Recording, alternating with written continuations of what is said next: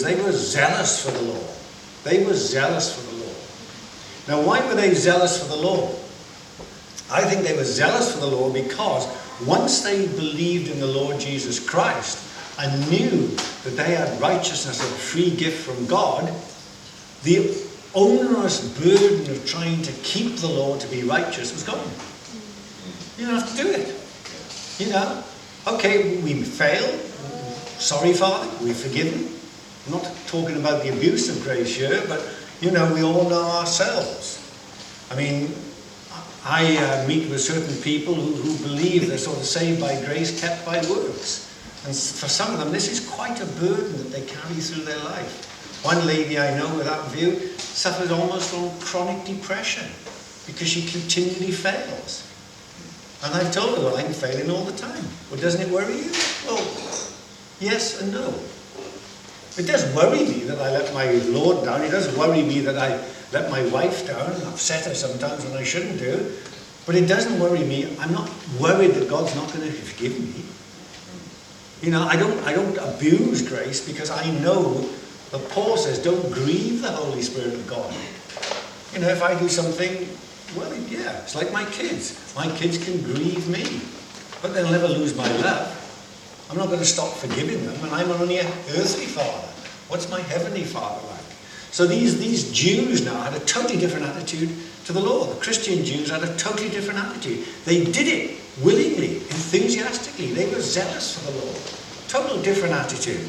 So look how many tens of thousands of them there are believed. Sylvia, would you like to read on for us now, please? Verses 21 to 26, please. They have been informed that you teach all the Jews who live among the Gentiles to turn away from Moses, telling them not to circumcise their children or live according to our customs. What shall we do? They will certainly hear that you have come. So do what we tell you. There are 4 men with us who have made a vow. Take these men, join in their purification rites and pay their expenses so that they can have their heads shaved. Then everyone will know that there's no truth in these reports about you, but that you yourself are living in obedience to the law. As for the Gentile believers, we've written to them our decision that they should abstain from food sacrificed to idols, from blood, from the meat of strangled animals, and from sexual immorality. The next day Paul took the men and purified himself along with them. Then he went to the temple to give notice of the date when the days of purification would end, and the offering would be made for each of them. So, it had been reported back in Jerusalem that Paul had been telling the Jews that live amongst the Gentiles, either the dispersion, that they were to turn away from the law of Moses and not to circumcise their children or live according to our customs. Now that was not true. That was not true. Now, these could have been deliberate lies, or they could have been misunderstandings. They could have been misunderstandings.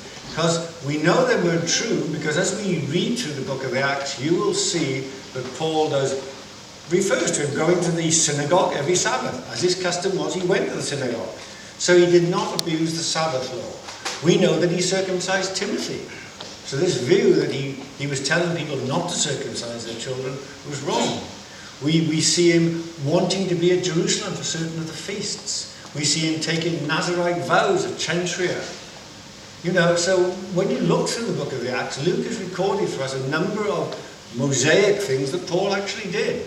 So this idea that Paul had been saying that the Jews did not need to circumcise their children or did not need to keep the Mosaic law was total lies. As I say, it could have been deliberate, but it could have been a simple misunderstanding, because Paul certainly was very vociferous in the fact that the Gentiles did not have to be circumcised and the Gentiles did not have to keep the law of Moses. He was the most vociferous advocate of that statement. And we saw, even at Antioch at one time, Peter and Barnabas were swayed by the Judaizers to the other point of view, so that Paul stood alone almost, as far as we can tell, totally alone, in advocating that position. Now, it could well be, because we know how rumours start and how things get distorted, it could have been that somehow or other, what he was saying about the Gentiles got back to Jerusalem, and it had got swapped from this is what he was telling the Gentiles to this is what he was telling the Jews. And so, what were they going to do about it? What was to be done? It's pretty obvious that James doesn't believe this. Pretty obvious James does not believe this. I don't think any of the Christian Jews actually believed it. So, but it was the Orthodox Jews that they were worried about. And as I said before, one of the main reasons why the Christian Jews had to maintain their loyalty to the law was that if they did not, then the ordinary Jew who had not yet placed his faith in Jesus would have nothing to do with them. They would have called them Gentile dogs. They would have considered them unclean. They'd have had no fellowship with them. So, there's no doubt that James and the eldership thought Paul was fine. So what to be done about it? What's to be done about it? Well, look, says James, you show that it's wrong. Just take a vow. One of these Nazirite vows. Go there, register yourself at the temple, put the dates when you will take the Nazirite vow, and pay for the offerings. Not only for yourself, but we got a few other people who want to do this also. So that's fair enough. Anyway, what happens next? 28. When the 7 days were nearly over, verse 27, some Jews from the province of Asia saw Paul at the temple. They stirred up the whole crowd and seized him, shouting, "Men of Israel, help us. This is the man who teaches all men everywhere against our people and our law and this place. And besides, he has brought Greeks into the temple area and defied this holy place." They had previously seen Trophimus the Ephesian in the city with Paul and assumed that Paul had brought him into the temple area. They were wrong. They were wrong. Again, whether it was a deliberate lie just to stir up the crowds, or whether it was just they assumed it and it was a false assumption, and so they caused the trouble there. And so, Sylvia, would you like to read verses 30 to 40 for us, please? Thank you.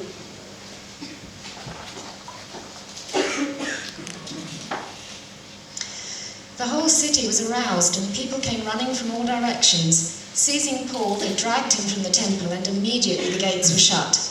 While they were trying to kill him, news reached the commander of the Roman troops that the whole city of Jerusalem was in an uproar. He at once took some officers and soldiers and ran down to the crowd. When the rioters saw the commander and his soldiers, they stopped beating Paul. The commander came up and arrested him and ordered him to be bound with 2 chains. Then he asked who he was and what he'd done. Some in the crowd shouted one thing and some another, and since the commander couldn't get at the truth because of the uproar, he ordered that Paul be taken into the barracks. When Paul reached the steps, the violence of the mob was so great he had to be carried by the soldiers. The crowd that followed kept shouting, "Away with him!" Yep, that's right. As the soldiers were about to take Paul into the barracks, he asked the commander, "May I say something to you?" "Do you speak Greek?" he replied. "Aren't you the Egyptian who started a revolt and led 4,000 terrorists out into the desert some time ago?" Paul answered, "I'm a Jew from Tarsus in Cilicia, a citizen of no ordinary city. Please let me speak to the people." Having received the commander's permission, Paul stood on the steps and motioned to the crowd. When they were all silent, he said to them in Aramaic. Well, that's fine for now. Again. Excellent. Right, so this is a situation. Huge, absolute, total uproar. Absolute, total uproar. So much so that the Roman commander has to go in and save Paul. This Roman commander makes a false assumption, thinking Paul was some Egyptian who stirred up some trouble some time ago. But Paul explains to him who he is, asks permission to speak, and the commander gives it. Some of these Roman soldiers are quite reasonable people. You tend to have these impressions that we build up. But, they were well-trained soldiers and they quite often made good decisions. Good decisions according to Roman law. Anyway, Paul then addresses the crowd in Aramaic. And he starts off telling to them, "Look, I'm a Jew born in Tarsus in Cilicia, but brought up in this city." Right? He was from Tarsus in the city, but he was brought up in there, in Jerusalem. Under Gamaliel, I was thoroughly trained in the law of our fathers and was just as zealous for God as any of you were today. I persecuted the followers of this way to their death, arresting both men and women and throwing them in prison. as also the high priest and all the council can testify. I even obtained letters from them to their brothers in Damascus, and went there to bring these people as prisoners to Jerusalem to be punished. And off he goes on to his testimony. Third time, well, three times Paul's testimony is recorded in Acts. And he goes through this testimony, and they're listening quite quietly, finding it quite interesting. And then he says to them, in verse 20, and when the blood of our martyr Stephen was shed, I stood there giving my approval and guarding the clothes of those who were killing him. Then the Lord said to me, go, I will send you far away to the Gentiles. The crowd listened to Paul until he said this. Then they raised their voices and shouted, rid the earth of him, he's not fit to live. That shows the antagonism between the Jews and the Gentiles. Maybe not the antagonism, maybe that's not the right word. That may show you the attitude the Jews had towards non-Jews, particularly Jews that lived in Jerusalem. They were the elite. They thought of themselves as the top dogs. They lived in Jerusalem and Judea. They were better than the Jews that lived in Galilee. Can anything good come out of Nazareth? Anything good come out of Galilee? Rubbish. And as for the Jews of the dispersion, well, they were very third-class citizens. They were elitists. And as for the thought of the Gentiles, as for the thought that God would want any Gentile, well, that was really, really hard. I often wonder, because the Bible doesn't give us detail, I often wonder how much of an impact the work of the disciples had actually in Jerusalem itself and in Judea. There were many tens of thousands of Jews that believed, he told us that. But much of their impact, even on the day of Pentecost, was with the Jews of the dispersion. And we must never underestimate that. Lots of churches started around the place. Church in Rome started. How did it start? Nobody went to Rome to start the church in Rome, but there were Jews from Rome in Jerusalem on the day of Pentecost. Huge Christian gatherings in Alexandria in Egypt. Nobody ever went to Alexandria in Egypt, but there were Jews there on the day of Pentecost. So a lot of these Jews of the dispersion came up to Jerusalem, were witnessed to by the apostles, were converted, and went back and became the Christian church in their city. But the Jews in Jerusalem and Judea, yes, we do know there were Christian Jews in Judea because Paul tells us that. We read about that in Galatians, I think it is. Anyway, that's Paul's speech, and the crowd is in absolute total uproar. So, as they were shouting in verse 23 and throwing off their cloaks and flinging dust into the air, the commander ordered Paul to be taken into the barracks. He directed that he be flogged and questioned in order to find out why the people were shouting at him like this. Because remember, the Roman commander couldn't speak Aramaic, speak Greek, and Paul could speak both. And so when he spoke to the Roman commander, he spoke to him in Greek. But then he addressed the people in Aramaic. So the commander wanted to find out. So there was trouble. There was big trouble. Sylvia, would you like to read verses 24 to 30 for us, please?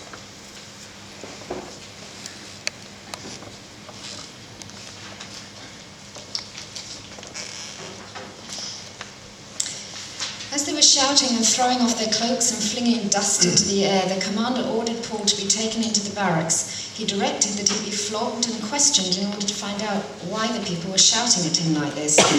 As they stretched him out to flog him, Paul said to the centurion standing there, "Is it legal for you to flog a Roman citizen who hasn't even been found guilty?" When the centurion heard this, he went to the commander and reported it. "What are you going to do?" he asked. "This man is a Roman citizen." The commander went to Paul and asked, "Tell me, are you a Roman citizen?" "Yes, I am," he answered. Then the commander said, "I had to pay a big price for my citizenship." "But I was born a citizen," Paul replied. Those who were about to question him withdrew immediately. The commander himself was alarmed when he realized that he'd put Paul, a Roman citizen, in chains. The next day, since the commander wanted to find out exactly why Paul was being accused by the Jews, he released him and ordered the chief priests and all the Sanhedrin to assemble. Then he brought Paul and had him stand before them. So, first of all, he went to flog Paul, And of course, Paul didn't particularly want to be flogged. I don't blame him. He'd been beaten a few times by this time, and he'd probably done enough of it. So he pulls his trump card. I'm a Roman citizen. Uh-oh. Right. The commander calls the Sanhedrin, the Jewish council. And this is what we get reported in Acts chapter 23. Paul and the law. Right? This is interesting. Paul looked at the Sanhedrin and said, "My brothers, I have fulfilled my duty to God in all conscience to this day." At this, the high priest Ananias ordered those standing near Paul to strike him on the mouth. Then Paul said to him, "God will strike you, you whitewashed wall. You sit there to judge me according to the law, yet you violate the law by commanding that I be struck." Those who were standing near Paul said, "You dare to insult God's high priest?" Paul replied, "Brothers, I did not realize that he was the high priest, for it is written, 'Do not speak evil about the ruler of your people.'" Paul immediately apologizes. Paul withdraws the statement because Paul is still under the law and he keeps the law. He didn't realize who the high priest was. So it's very interesting as you see these attitude of these Christian Jews at that time to the law. He then gets, dear me, he's quite a manipulative person, Paul is. Right? Look at what he does now. Okay, Sylvia, would you like to read for us verses 6 to 11, please? Then Paul, knowing that some of them were Sadducees and the others Pharisees, called out in the Sanhedrin, "My brothers, I'm a Pharisee, the son of a Pharisee. I stand on trial because of my hope in the resurrection of the dead." When he said this, a dispute broke out between the Pharisees and the Sadducees, and the assembly was divided. The Sadducees say there's no resurrection, and that there are neither angels nor spirits, but the Pharisees acknowledge them all. There was a great uproar, and some of the teachers of the law who were Pharisees stood up and argued vigorously. "We find nothing wrong with this man," they said. "What if a spirit or an angel has spoken to him?" The dispute became so violent that the commander was afraid Paul would be torn to pieces by them. He ordered the troops to go down and take him away from them by force and bring him back to the barracks. The following night, the Lord stood near Paul and said, "Take courage. As you have testified about me in Jerusalem, so you must also testify in Rome." So there he is, he looks at his opposition and he sums them up. "I know what I'm going to do here," he says. "Half of them are Pharisees, half of them are Sadducees. I'll pull the Pharisee card out now." He pulls out his Pharisee card, and what do? He splits them right down the middle. Right down the middle. And of course the Pharisees, when it came to the crunch, would always back another Pharisee against any Sadducee. And that's what he did. So there you go. Quite a political animal is our Paul, you know. Quite a political animal. Right. But I'm not criticizing him. I don't blame him. Right? Here he has a vision from God saying, "Look, you are going to go to Rome. You are going to go to Rome. And you're going to testify in Rome just as you testify here. I said you would testify to the Gentiles and their leaders, and you are going to testify to their leaders." So anyway, now there comes a plot to kill him. Now there comes a plot to kill him. And Paul gets wind of this plot. The next day the Jews formed a conspiracy and bound themselves with an oath not to eat or drink until they had killed Paul. I should imagine quite a lot of them died in that case, because they did not succeed. More than 40 men were involved in this plot. They went to the chief priests and elders and said, "We have taken a solemn oath not to eat anything until we have killed Paul." But Paul's family, some of Paul's family were living in Jerusalem. And it tells us, the wind is blowing it over here, verse 16, "But when the son of Paul's sister heard of this plot, he went into the barracks and told Paul." So although Paul was in the barracks, he was not really in prison there, he was just there for safety. And he could take access, and his nephew came to him and told him exactly what was going to happen. Then Paul called out to the centurion and said, "Take this young man to the commander, he has something to tell him." So he took him to the commander. And so what does the commander decide to do? He thought, right, what am I going to do here now? I have to transfer this man to somewhere safe. I can't keep him safe in Jerusalem. I'm going to take him down to Caesarea. Now, Caesarea was basically where the Roman governor lived. Caesarea is a lovely little place on the Mediterranean Sea, beautiful climate, much nicer than Jerusalem, and the Jews at Caesarea were much more manageable than the ones in Jerusalem. So by and large, the governors resided at Caesarea. So he said, I will send this person to the governor. And he wrote a letter explaining things to the governor. And that's what we get in the rest of this chapter. But here's an interesting aside. Acts chapter 22, 23 to 24. I find this absolutely amazing. Paul is a Roman citizen, and this shows you the extent a Roman soldier would go to protect a Roman citizen. He sends him down to Caesarea to the Roman governor. And this was the escort he gave Paul. One man, the escort was 200 soldiers, 70 horsemen, and 200 spearmen. Paul was escorted out of Jerusalem by 470 Roman soldiers. That's staggering, isn't it? Absolutely, totally staggering. I'm amazed. I mean, I read that many, many times, but wow. I mean, that's some escort, isn't it? That's, this Roman commander was not going to take the risk of losing a Roman citizen to Jewish zealots. Acts chapter 24 to 26. We get now Paul down there. Felix kept Paul in prison for 2 years. He kept him there hoping to get a bribe. If Paul had slipped him a $5 or $50 or $500 or $5,000, whatever he wanted, he'd have let him go. Paul either didn't have the money or was not going to lower himself.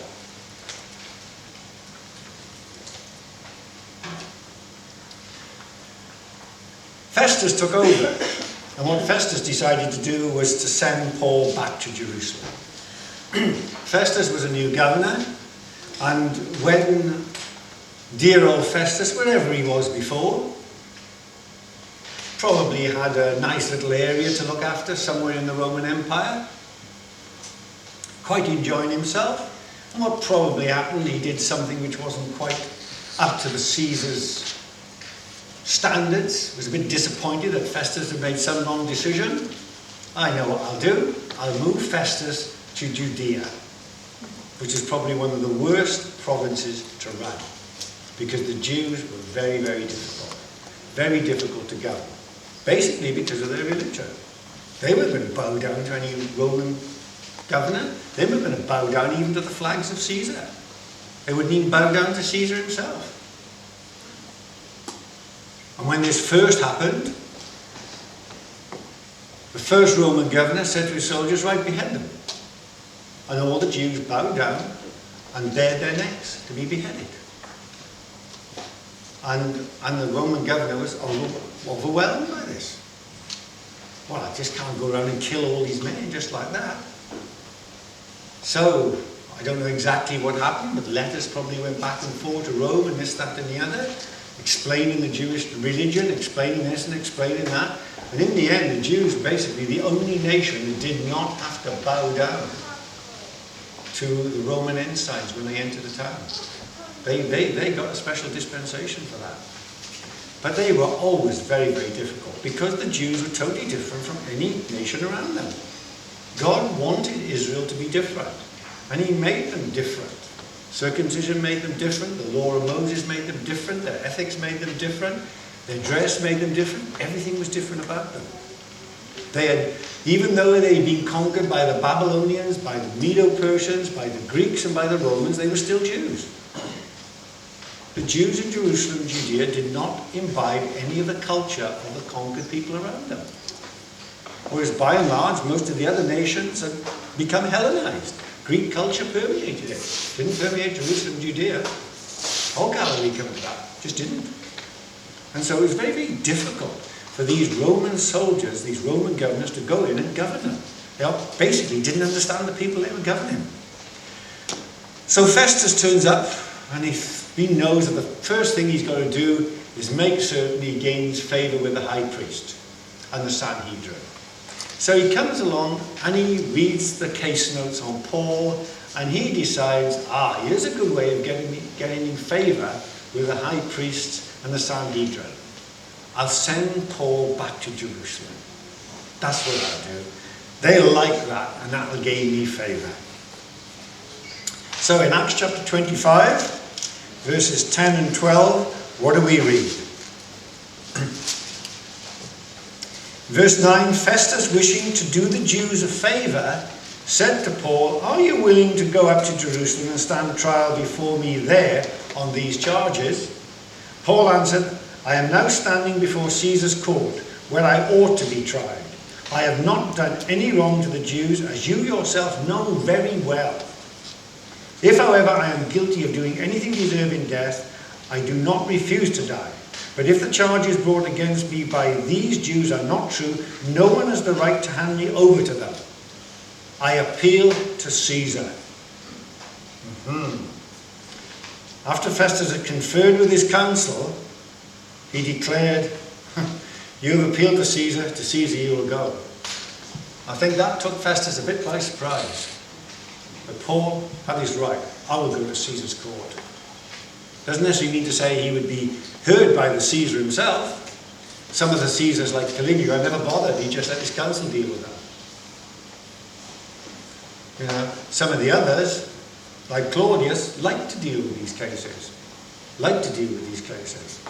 So, off to Caesar you will go, he says to him. So Festus then talks to Agrippa. And Agrippa knows a lot about Judaism. The original Herods were not Jews. They were Idumeans. And Herod the Great was a friend of Julius Caesar, I think it was. It may have been a different Caesar, but I think it was Julius. Check me up on that. And it was that Caesar that gave Herod the position of king of Israel, king of the Jews. Now, in the course of time, after our Lord was born, he was handed over to Herod by Pontius Pilate. And when he stood before Herod, he didn't even open his mouth. Herod had absolutely, totally no right to be king of the Jews. He wasn't even a Jew, and he wasn't even of the descendant of David. So, what are you doing there? You're a total imposter. You have no right to be there. And that shows you why there was a fair amount of antagonism between the Jews and the Herods. Because they were actually converts to Judaism. They were proselytes. But whether they were genuine proselytes or whether they were political proselytes is a different matter. They seem to have adopted it basically for politics point of view. So Agrippa and Festus discuss this case, and Paul appears before Agrippa. And a long chat there where Paul explains things to Agrippa. And of course, Agrippa is quite influenced by Paul, found him very, very interesting. And at one point he even says to Paul, what, are you trying to make me a Christian? Can you think you can make me a Christian as quick as this? I often wonder how close Agrippa may have come to seriously considering what Paul said. He might have seriously considered it as a man, but as a king and a politician, there was no way he was going to touch it. No way was he going to touch this Jesus of Nazareth stuff. Anyway, in Acts chapter 26, verse 31, the king rose, and with him the governor and Bernice and those sitting with him. They left the room. This was after they talked to Paul. And while talking with another, they said, This man is not doing anything that deserves death or imprisonment. Agrippa said to Festus, this man could have been set free if he had not appealed to Caesar. What a situation, isn't it, then? If he had not appealed to Caesar, he could now have been set free. But the point, if he had not appealed to Caesar, he would have been sent back to Jerusalem. He wouldn't have remained in Caesarea until Agrippa came along. So it's a no-win situation for Paul. You're going to go to Rome, says the Lord. You're going to go to Rome. And so Paul appeals to Caesar, and he's going to go to Rome. Bit of frustration, I should think. The journey to Rome occupies Acts chapter 27, right to chapter 28, verse 11. Very beautiful, dramatic piece of writing about how Paul then is put on a ship with a Roman soldier and he sets sail for Rome. Gets shipwrecked on Malta and eventually waits 3 months on Malta before there's another ship going to Rome. So we have the storm, we have the shipwreck, we have them on Malta, and we have the pagans. And they see the miracles that Paul does and they're amazed by them. Even think Paul's a god again, just like they did in Galatia. They get to Italy and he goes off to Rome. And then in chapter 8, verse 13 to 17, Sylvia, would you like to read that for us, please?